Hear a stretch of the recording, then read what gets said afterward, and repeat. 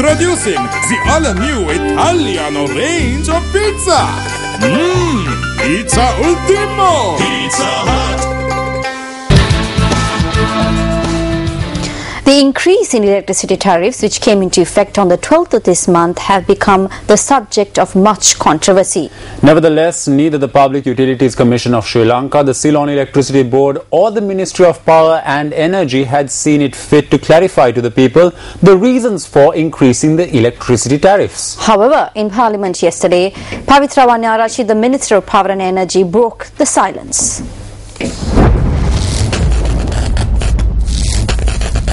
The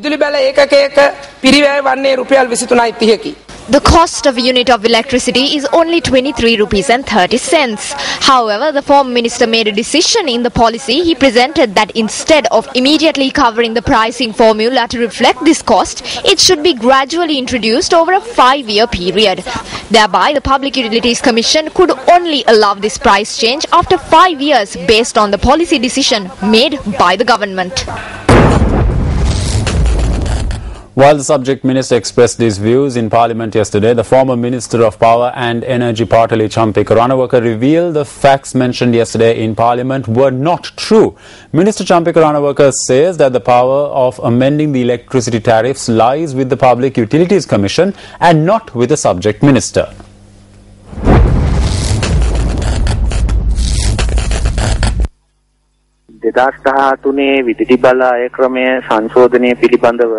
If you consider the Act, the Minister has no say in the revision of electricity tariffs.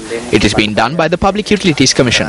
On the 21st of January, the Ministry of Finance forwarded a proposal to revise the electricity tariffs. However, we rejected this based on a number of issues. We informed the President through a letter as well. The tariff system which was proposed goes against the norms of power generation, conservation, and from the angle of the people's economic condition, it is wrong to implement such a system. I made my views known to the public. Another tariff system was not proposed as long as I was the Minister of Power. Statements made that I was involved in the new tariff system or that I had submitted cabinet papers in this regard is false.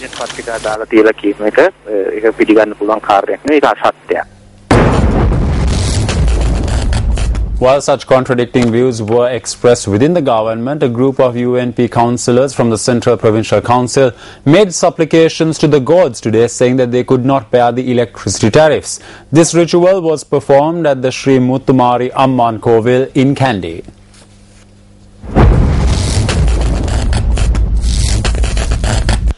A group including UNP Central Provincial Councillor Sanjeeva Kaviratna participated in this ritual. They voiced their protest against the Public Utilities Commission of Sri Lanka for granting approval for the increase in electricity tariffs.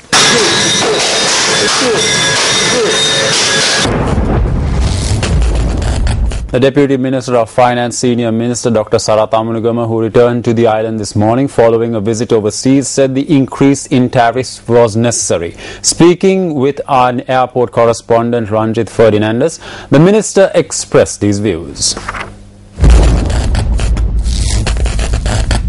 Whereas 65% of the country had access to electricity in the past, now 95% has electricity. The whole country has electricity. Now the demand for electricity is extremely high and it cannot be borne. What would have happened through this is that bank funds would have had to be allocated for this and the work of banks would have been compromised. Through this new decision, we will all have to make sacrifices. Not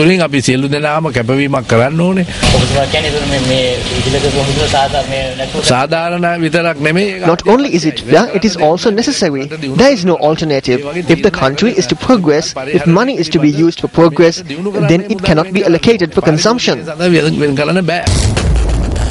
Representatives of political parties and trade unions took to the streets today, saying the increase in tariffs is unfair.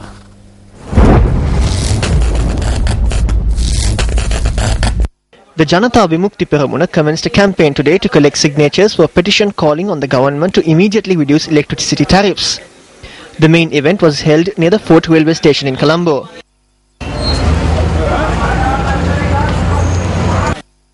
Another phase of this campaign was initiated opposite the CEB today.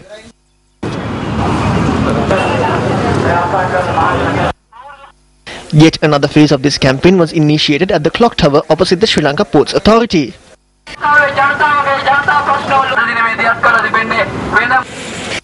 This public petition campaign organized by the JVP was held opposite the Hinguragoda bus stop.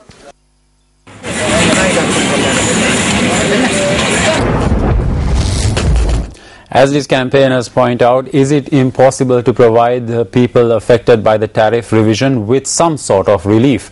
Recently, journalists questioned Cabinet spokesperson Minister Keheliya Ramukwella regarding this.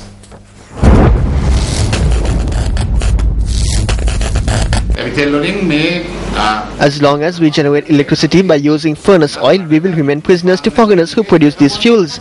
I'm not saying that there isn't any pressure, but as a government, we had to take this decision after taking everything into consideration. If a concession can be given, the government will be the first to do so. There is no doubt about it. However, we need to analyze whether we can reach that position. This is the monumental failure of the government.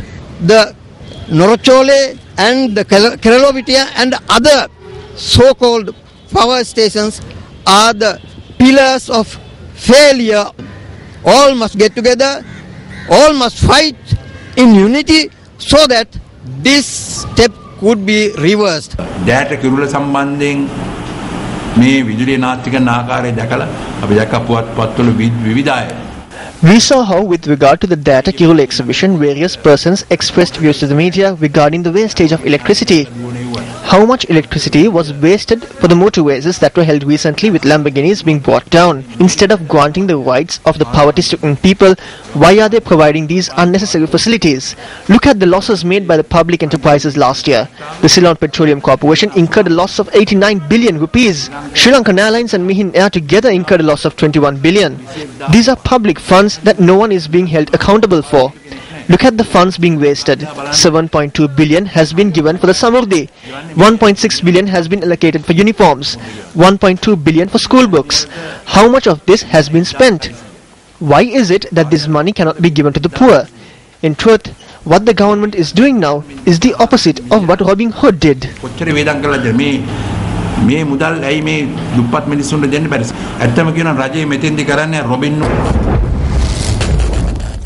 Meanwhile, Cabinet spokesperson Minister Keheliya Ramukwella said the decision to increase electricity tariffs was a collective decision arrived at by the government.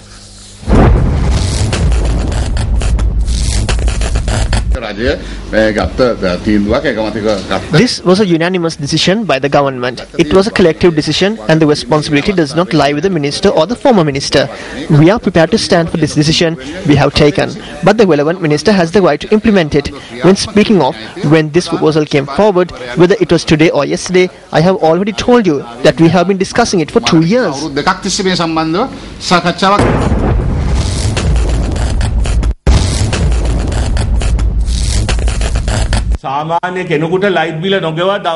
This government will not leave an ordinary person alone for even one day if they fail to pay the electricity bill. However, on the other hand, no matter how much electricity they consume, government ministers only pay 2,000 rupees.